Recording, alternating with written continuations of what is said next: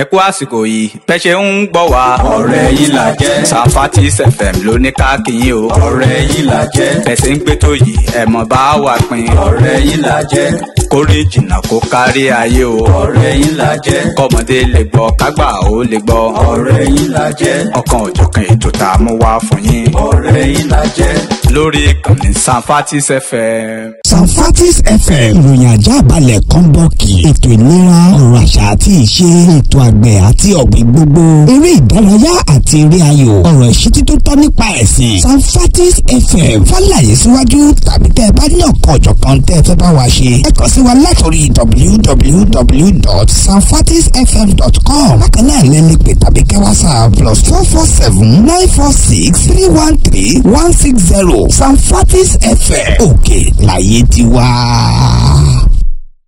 àkú dédé àkókò yìí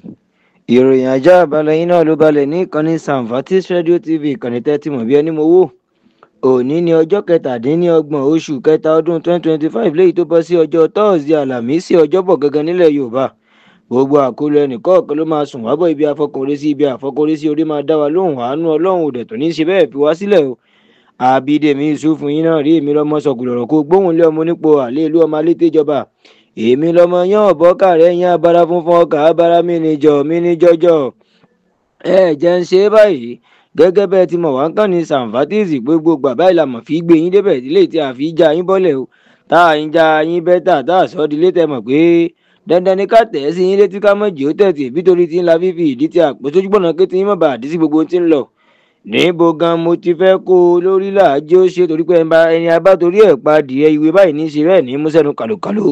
wọ́n ní ìjọba àpapọ̀ orílẹ̀-èdè Nàìjíríà ti declare wọ́n ní wọ́n ti declare báyìí wọ́n ti sọ ní gbangba ní yahoo tí èṣe kọ́nà tó jẹ́ wípé ojú táyé ni wípé ọdún kíni ẹ̀rìfítírì ìyẹn ọdún ìtúnu àwẹ̀ fún àwọn mùsùlùmọ́ tá a mọ̀ sí wípé à ń ṣe útúbà àwẹ̀ gbígbà fún 30 ọjọ́ wọ́n ní ìjọba orílẹ̀-èdè Nàìjíríà ti declare ọjọ́ Monday àti Tuesday gẹ́gẹ́ bí public holiday ìyẹn fún ọjọ́ ìsinmi pátápátá ní káfàtà jáléjákò ogo Nàìjíríà wọ́n ní iṣẹ́ rí Monday tó jẹ́ ọjọ́ ọdún àti Tuesday ọjọ́ kejì ẹ̀ máa fi ṣe pọ̀pọ̀ ṣìṣì ìtúnu àwẹ̀ lápàbẹ̀ ìgbìmọ̀ INEC ò sinmi wọn ọ̀dẹ̀wò lórí ọ̀rọ̀ Natasha Akpoti wípé àníṣe ìbò tó gbé Natasha wọlé sí Senate láti ìpínlẹ̀ Kogi lọ sílùú Nàìjíríà nílùú Àbújá gẹ́gẹ́ bíi pé ọmọlẹ́gbìmọ̀ aṣòfin ààbò Nàìjíríà àwọn fẹ́ mọ ìbò yẹn wọ́n ní ìgbìmọ̀ INEC ní ń sọ̀rọ̀ wípé àníṣe Natasha afẹ́tanáwádìí Natasha lápá sẹ́ńtà igun ibibẹ̀ tó wọ́n ní àwọn ọmọ Nàìjíríà kọ̀ọ̀kan àti orílẹ̀-èdè míì ó ṣeéṣe kí wọ́n jẹ ìyà àjẹbó lórí àbí kí wọ́n ṣẹ̀ kí wọ́n dẹ̀ fèsì panel ẹ̀ṣẹ̀ yẹn ni pé ẹ̀ńbàṣe tẹ́nìkan ò ṣe rí ojú ẹ̀rí tẹ́nìkan ò rí ni o ní orílẹ̀-èdè Saudi Arabia wọ́n ní àwọn ìgbìmọ̀ tí ń ṣe àmójútó àwọn lọ kírun ájì àbí umura ní orílẹ̀-èdè Saudi wọ́n ní gbogbo ẹ̀yin orílẹ̀-èdè tẹ́ mọ́ wá sí Saudi tẹ́ mọ́ wá ṣe kọ́ńtẹ́ǹtì tẹ́ mọ́ fi ọ̀rọ̀ Mẹ́kà ọ̀rọ̀ ájì ẹ ti sọ gbogbo ẹ̀ di bálabàlà stickali torí pé bójúṣe ńlá náà ní nǹkan ń bàjẹ́ nígbà kan bí ọdún mélòó sẹ́yìn ni bí èèyàn bá wá Mẹ́kà ó ti mọ̀ pé òun wá ṣiṣẹ́ ni bí ọmọ tí ń lọ léèwé tẹ́ pé ojú òun lè kókókó ni pé tọ̀ ibi òun lọ yìí òun lọ ṣe kí ni òun lọ fúrúgbìn ni wọ́n ní kọ̀ọ̀kan ìsìn mọ́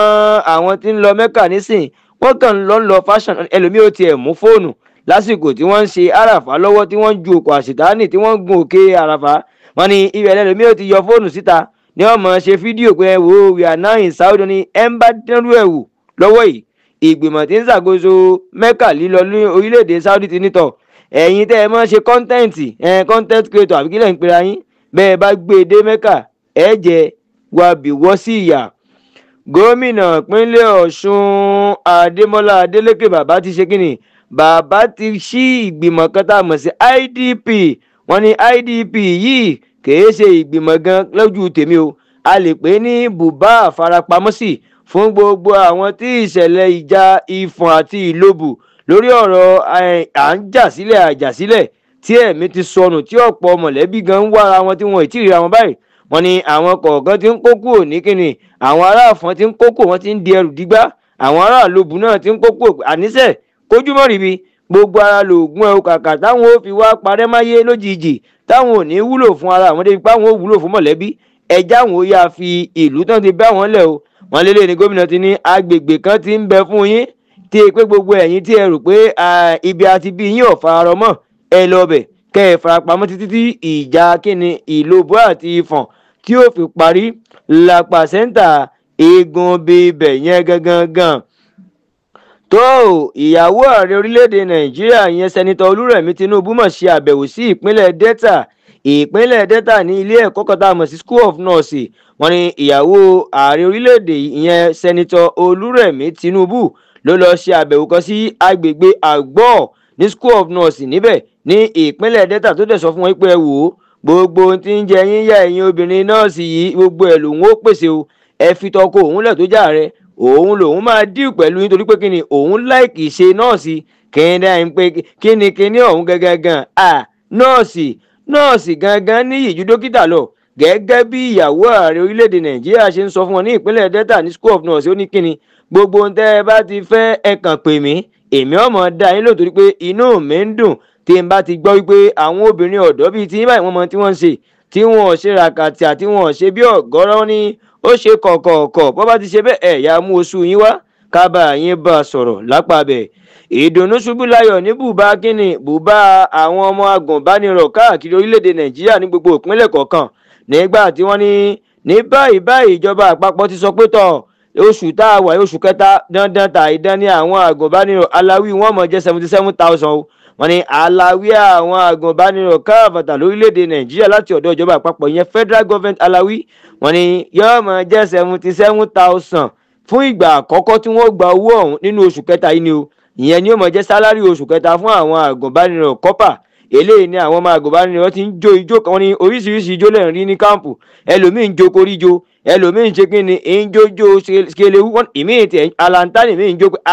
owó rèé kóhun tètè yá lọ wá bí wọ́n ti ń ta ilẹ̀ ní wọ́n ra ilẹ̀ wọ́n tún ra ọkọ̀ ayọ́kẹ́lẹ́ nú ẹ̀ àjẹpóríire tí wọ́n ní yóò ṣẹlẹ̀ nù mọ̀lẹ́bí òun ni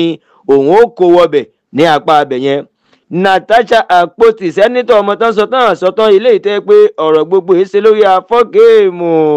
ẹni abátorí ẹ̀ pa adìẹ ìwé báyìí ní mọ̀ ṣe bẹ́ẹ̀ ní mú sẹ́nu kálókàlókáló wọn ní sẹ́nitọ̀ àpótí yẹn natasha láti ìpínlẹ̀ kogi eléyìí tí ọ̀rọ̀ ń ṣẹlẹ̀ láàrin wọn àti olórí ilé ìgbìmọ̀ asòfin nàìjíríà láti bí oṣù mélòó ìyẹn sẹ́nitọ̀ godwin akpabio ṣe wá fẹ́ gbọ́ ìròyìn ìbẹ̀rẹ̀ natasha ti sọ fún kínní arábìnrin ezekwesili ó ní màmá ìyẹn ezekwesili inú mi dùn pé mo kẹ́fín pẹ́yìn àti ìwábòyì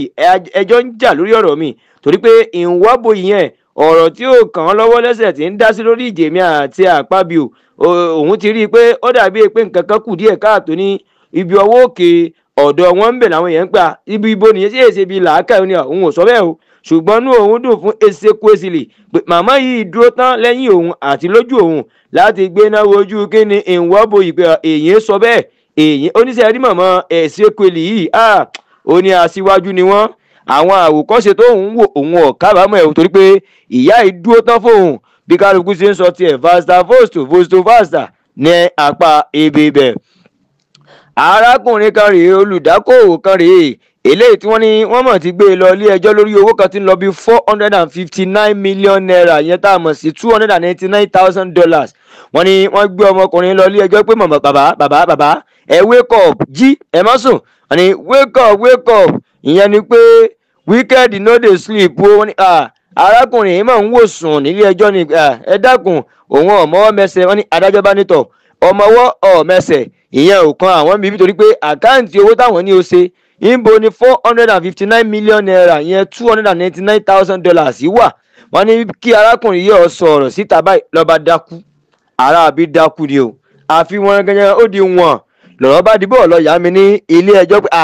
èèwọ̀ àtúnlélẹ́yè ìmọ̀wó rèé jú gbogbo ẹ̀ lọ wọ́n ti gbé lọ ilé ìwòsàn lójúpọ̀nà wípé tọ̀ kọ́lọ́hún ó fún baba ní ara yálápá bíbẹ̀. University of Nigeria UNN University Nigeria wọ́n ní ọmọ Yorùbá mọ̀ tuntun ìfìtàn kan balẹ̀ ńbẹ̀ o wọ́n ní olórí ilé ẹ̀kọ́ University Nigeria báyìí tá a mọ̀ sí UNN wọ́n ní ọmọ ti fún ìgbà àkọ́kọ́ láti bíi 100 63 years ago tó jẹ́ wípé tó bá fẹ́ yan olórí ilé ẹ̀kọ́ ìyẹn vice chancellor fíìsì wọ́n ní wọn èyí sábà yan ọmọ Yorùbá wọ́n ní bí ó bá jẹ́ Haúsá yóò jẹ́ Ìgbò àbí ìgbìrà ìgèdè àbí bẹ́ẹ̀ bẹ́ẹ̀ fúlàní nkankan wọ́n ní ṣùgbọ́n fún ìgbà àkọ́kọ́ láti bíi 63 years ìyẹn ọdún mẹ́tàléní ọgọ́ta wọ́n ní sẹ́fẹ́ gbọ́ ọmọ yorùbá pọfẹsọ láìwọlá usmanu ó ti di fèsì ìyẹn vice chancellor lápá bíbẹ̀ fún ìgbà àkọ́kọ́ láti bíi 63 years ìyẹn ní àárín bẹ̀ yẹn. ẹ jẹ́ ń sọ fún yín báyìí pé ìròyìn ajá balẹ̀ tí ń tẹ̀síwájú náà ní ìkànnì Samfatis Radio TV náà ni ò ṣe bẹ́ẹ̀ dẹ ẹsẹ̀ dúró tẹ̀rẹ̀zọ̀zẹ̀ ìtẹ̀síwájú bí ọ̀pá àṣẹgun náà ni o torí pé nílùú Borno àwọn Boko Haram tó ti gbé iná tẹ àwọn ọmọ ológun orí ilẹ̀ ọmọ Nàìjíríà tó jẹ́ sójà wọ́n ní ibi tán mọ́ bá sí ibi tán mọ́ ti gbáradì ibi tán mọ́ fi rẹjú ìyẹn àwọn ọmọ ológun tá a mọ̀ sí bùbá àpàgọ́ àwọn ọmọ ológun orí ilẹ̀ ẹlẹ̀ wọ́n láwọn Boko Haram lọ ká wọn mọ́bẹ̀ o tí wọ́n dẹ̀ pa ọmọ ológun mẹ́nímẹ́ní kódà wọ́n ní wọ́n ṣe àwọn kan léṣe ní ìṣeléṣe pétò bọ́ ọba lè kú okú bọ́ ọba dẹ̀ lè yè kó yè wọ́n lélẹ́yìn ni àwọn èèyàn ti wá ń sọ pé ìjọ wo la fẹ́ bọ́nu gbogbo kínní wàhálà ajínigbé lónìí Boko Haram lọ́la fìtìnátì ìjọba lọ́túnla bó o gan ni ìlú ò ṣe ní máa kan bóbó pẹ̀lú gbogbo àwọn ràkàtìà àwọn nǹkan tí ń ṣẹlẹ̀ lórílẹ̀‐èdè Nàìjíríà ògbóǹtarìgì ọmọ léńjẹ lórí TikTok tí gbogbo èèyàn mọ̀ sí kíni pẹ́là mọ̀ ti kàbùkù lọ́wọ́ àwọn ọmọ Nàìjíríà lórí ọ̀rọ̀ kan tí ń lọ lórí TikTok challenge ìyẹn 30 days run challenge eléyìí tí ń lọ lórí TikTok tí wọ́n ní àwọn èèyàn fi ń làmẹ́ǹtì lórí ọ̀rọ̀ bí ìlú ṣe ń lọ bí ìlú ṣe ń kan bóbó lórílẹ̀‐èdè Nàìjíríà àwọn nǹkan ò fararọ àwọn ọrọ̀ ajé gan ti dẹnu kodò wọ́n lélẹ́yìn ní pẹ́là ti fáwọn èèyàn lésì wípé ẹ má máa ṣe àwọn nǹkan yìí lórí TikTok o bẹ́ẹ̀ bá fẹ́ complain pàlú ẹ lọ complain bómi kejì TikTok ṣùgbọ́n wọ́n ti ń dá pẹ́là lóhùn pé ẹjọ́ rẹ kọ́ àwọn tí ń fún ọ lẹ́bùn tán gift ẹ lórí TikTok ní ọjọ́ ọmọ pẹ̀lú kan tí gbogbo àwọn tí ń fún ọ ní gift ò bá ti fún ọmọ tí wọ́n gun òrówó pata sẹ́nu mọ́ ọ mọ̀ pé ìlú Nàìjíríà lọ́wọ́ yìí ọkàn bóbó kọ́dà kò fararọ lápá ebi bẹ́ẹ̀. tó ẹ jẹ́ ń sọ fún yín báyìí pé Ọlọ́run mọ̀jà sí ìyàwó fẹ́ ká má gbégun eléegun ọmọkùnrin kan rèé lè tí ìyàwó àfẹ́sọ́nà rẹ̀ tó ti fa ìwé ìrìnnà rẹ̀ yà wọ́n ní ọmọkùnrin ló mọ̀ ṣe bẹ́ẹ̀ tó pé ó fẹ́ rìnrìn àjò lọ sí òkè òkun níyàwó àfẹ́sọ́nà bá mú páálí gbogbo tí ó fi rìnrìn àjò ọ̀hún ó di tírírí wẹ̀rẹ̀rẹ̀ ló gbé bíléèdì lé ló yá rẹ́kẹ̀rẹ̀kẹ̀ nígbà tó yá tán ọba mú iná ó tún dá iná sí pé àníṣe ò ní lọ lára àbí bá bú ẹkún pé tọ̀ òun padà ṣìyàn láyé òun eégún eléégún tán máa ń sọ eventually òun ti witness yẹ lápàbẹ̀ ògbóǹtarìgì olùkọrin ṣèwọ́ṣèwọ́ àgbà ọ̀jẹ̀ tá a mọ̀ sí Two-Face Ndibia ìyàwó ẹ̀ nígbà kan rí Annie Ndibia yẹn Annie Macaulay ó ti sọ̀rọ̀ fún ìgbà àkọ́kọ́ lẹ́yìn ìgbà tí wọ́n kọra wọn lẹ̀ ó ní gbogbo ohun tí ń ṣẹlẹ̀ lòun mà mọ́ ohun tí ń ṣe òun ọ̀pápọ̀ mọ́ ti Two-Face o ẹ fi Two-Face ilé ẹjọ́ máa jayé ẹ̀ lọ òun mọ̀ wípé bó ṣe é re bí ò ṣe é re ẹ̀san òkè ní àárín òun àti ẹlẹ́dọ̀ òun yóò dá fún Two-Face gẹ́gẹ́ bí Annie Macaulay bó ṣe ń sọ ọ̀rọ̀ yẹn bẹ́ẹ̀ ìyàwó titun tí Two-Face fẹ́ ìyẹn Natasha Honorable òun náà ṣe é gbàgbé Ọlọ́run ti ẹ̀ ṣàánú Natasha pẹ̀lú Kogi nítorí pé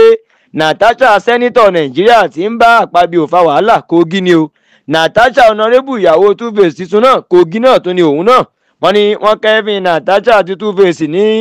ilé ìra aṣọ kan tán lọ ṣe shopping tán lọ ra aṣọ wọ́n ní wọ́n ń pè bẹ̀ ní Vodi store ibẹ̀ làwọn èèyàn ti wá ń kọ́ pé Natasha ọjọ́ mọ́gọ́ra àrẹ aṣọ wedding ní kẹ́ra ṣé wedding ló fẹ́ ṣe ni àbẹ́ kan ń ja bí ayé káàkiri ẹ̀ Ọlọ́run má jẹ́ kí ọ̀rọ̀ tiẹ̀ náà dàbí àìpàṣán tá a fi nà yálé ń bẹ lórí àjà fún ìyàwó lápá ibi bẹ̀.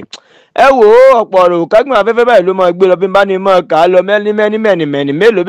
mélòó gbogbo nǹkan ọ̀gàn máa sẹ́ńdẹ̀rẹ̀mẹ́ǹdẹ̀ tí a máa fàágùn kò dẹ̀ lọ fà kò lọ títí bí àṣà bàbá wa Ṣèyí Ìgè olóògbé Muyideen Àjàní Bello kò lọ títí ilé ló kọ́ ni kò lọ títí ọkọ̀ ló rà kò lọ títí gbogbo ohun tí ń dá fún ọ lónìí kò lọ títí kókù díẹ̀ káàtó gbogbo ẹ̀ náà lọ títí Ramadan Kareem Ọlọ́run ó tiẹ̀ ti ń lọ ni Mọ́ríyábá Abíkùn kì í ṣe àsìkò yìí mọ́ o torí pé Mọ́ríyábá Abíkùn la fi mọ́ wẹ́kọ̀ mu oṣù lámúlá náà ní báyìí ó ti ń lọ ni o ó ti kù bẹ́lẹ̀ kódà àwọn aṣọ ẹ̀ ń ti ń fọ̀ ń ti ń di àwọn ẹrù ẹ̀ ń ti ń kó wọn sí inú Ghana must go gbẹ́tọ̀ ìyókù tún di ọdún tí ń bọ̀ kọ́lọ́ mọ̀ ṣe eléyìí ní àrímọ́ ẹnì kọ̀ọ̀kan wa fún Ramadan ẹ jẹ́ mọ́ báyìí lọ àmọ́ kí n tó lọ orúkọ mi ò yípadà Bídèmí Yusuf yín náà rí èmi lọ́mọ sọ̀kùlọ̀ kó gbóhùn lọ́mọ nípa àlélù èmi lọ́mọ alẹ́tẹ̀jọba ọmọ yẹn ọ̀bọ́kà rẹ̀ yẹn abara fúnfọ́ ká abara mi nìjọ yéèpò ẹ bá ń lórí YouTube kẹtẹ Samvatis Radio TV ẹ wò ẹ gbọ́wọ́lé subscribe kẹ tó ń ṣe kíni ẹ share kẹ like ẹ comment ẹ jájọ rò pọ̀lọpọ̀ bí ẹ̀gúsí àti ẹ̀bà níbi ẹ̀wà àgànyìn àti búrẹ́dì Ọ̀yọ́ kájọ dàbí kíni gọ́ọ̀mù àti bàtà pẹ̀kínpẹ̀kí nìyẹn làpà sẹ́ńtà igun bíbẹ̀ yéèpà mọ̀ọ́já ájíàmọ́ mi aláṣẹ àtolùdarí Samvatis Radio TV tí ń bẹ ní UK Ireland ẹ já sí dáadáa nu ayé ẹ ní mórí bú sẹ́nu bí àkàrà ó dàbọ̀.